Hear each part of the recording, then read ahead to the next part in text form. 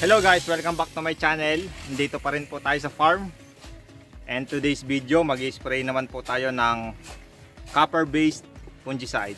And our verse of the day sa 1 Corinthians 10:31. Sabi po doon, whatever you do, do it for the glory of the Lord. So yun po. So ano mang ating ginagawa, may nakatingin man o wala, lagi nating isipin na ang Panginoon ay nakatingin sa ating mga ginagawa. So yun po. And yan, baka po bukas tayo ay mag-spray naman ng copper based na fungicide dahil kanina tayo ay nagdilig, may napansin tayong mga sili na namamatay. So yan po ay fungus. So balik kahapon po, September 30, tayo po ay nag-abono. Yan yung previous vlog natin, nag-abono tayo na 1620 at saka calcium trophy coat. Tapos kaninang umaga nagdilig po kami para banlaw, although basa pa ang lupa, so kailangan pa rin naming magdilig dahil nga parang protocol na yon, pagka nag-abono ay kinakailangan magdilig. So ito po yung napansin ko, yung ibang mga sili ay nagkakaganito. Yan, mapansin nyo masyadong tuyo. Yan.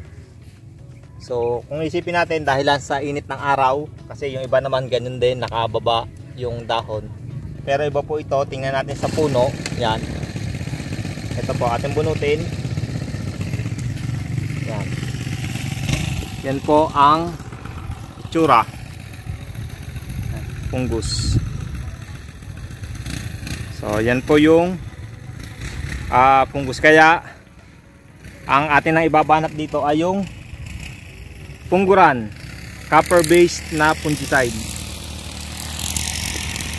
So nung nakaraan po na ating spray, di po ba nag-spray tayo ng gold at saka ng score, yun naman po ay systemic fungicide. So okay naman din po yon. Pero kumbaga ngayon nagsisigurado na tayo, kaya lagyan na rin natin ng copper based na fungicide. So yun po, pag copper based fungicide po ang ating gagamitin, dapat ay hindi hahaluan ng kahit na anong insecticide dahil maaaring magkaroon ng chemical reaction. So yun po. And bukas po ng umaga tayo mag-spray dahil nga bukas ng umaga or kaya mamayang hapon, malaman na mamaya. Pero sa ngayon, yan po, bali ang pinagawa natin kanina, itong mga ito pinayos natin para yan, kita nyo, hawa na yung gitna, ready na siya para ipaararo. Atin po muna ipapaararo ng isa, tapos ay para mabilad sa araw, and then by November tataniman na po natin ang ampalaya. And kung mapansin nyo rin po, yung mga ampalaya natin, yan, tinanggal na natin yung pinakapuno dito. Yan, dito po yung pinagpunuan niya. Dito. So, yan po, ito na, tinanggal na natin. Kaya po lahat ng makikita ninyo dito ay nalalanta na. So, yan po. And sa ngayon, ang project mo natin, nagpapag-grass cutter po tayo. So, yan po si Tino, ang ating nakuhang mag-grass cutter. And yun po, atin po nang pinapalinis para madaling araruhin. And yun, about sa sili naman po, mag-spray tayo ng copper base. Yan, pungguran po ang ating gagamitin.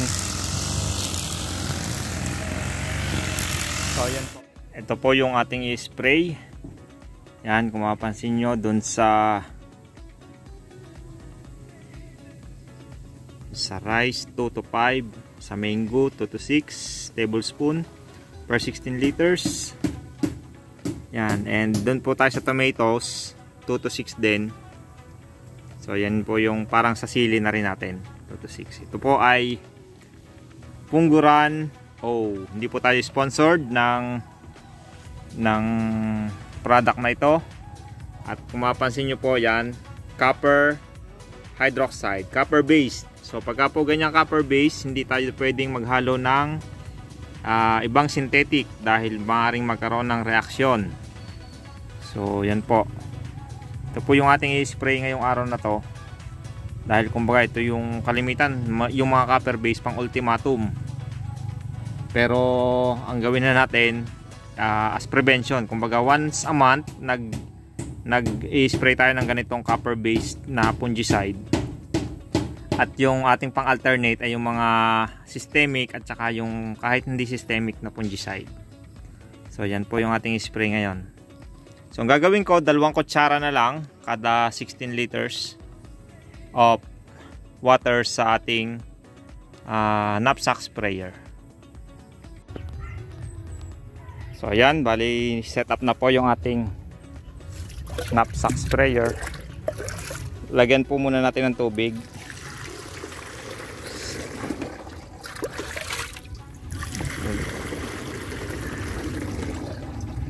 Pagkatapos ating lalagyan ng kungguran. Yan, pasensya na kayo at ako'y wala na namang taga-video. Sariling sikap. Yan. So, kuha tayo ng 2 kutsara.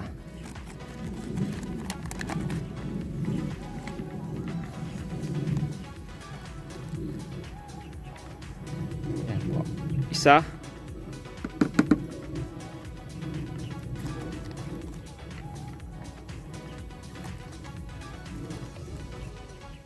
Dalawa. Halos nasa 20 grams.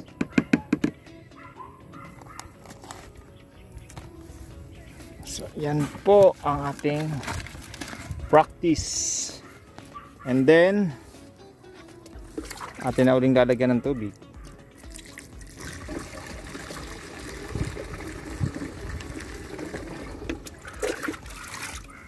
Hanggang sa 16 to 20 liters.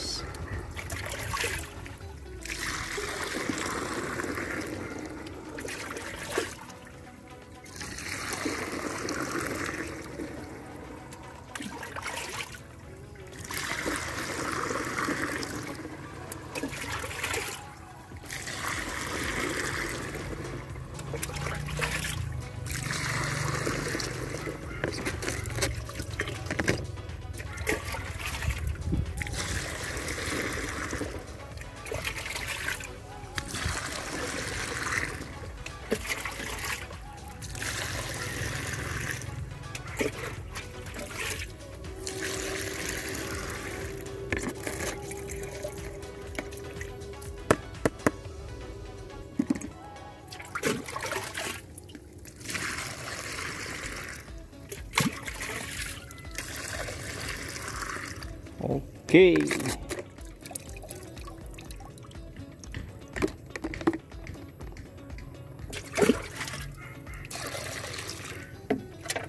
Yan po. Ready to fight na to. And then atin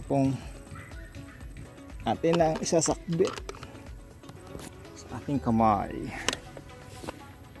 Yan yung ating gitna, yung binunot ang ampalaya, grass cutter rin, nasira naman ang grass cutter. So yan, ready, fire na ito. Op, yeah.